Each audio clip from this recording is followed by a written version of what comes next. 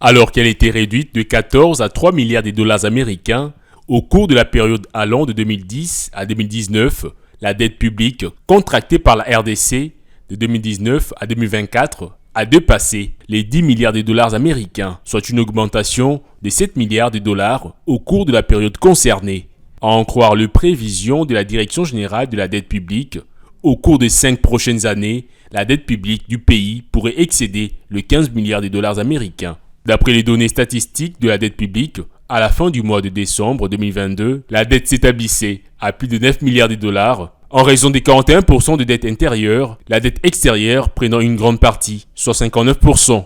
Si au sein de l'opinion, cette dette est mal perçue, ici est de noter qu'elle est due aux dépenses de l'administration publique et couvre, entre autres, les dépenses publiques liées au financement de la gratuité de l'enseignement primaire. Au cours des 5 dernières années, plusieurs indicateurs macroéconomiques de la RDC sont restés positifs.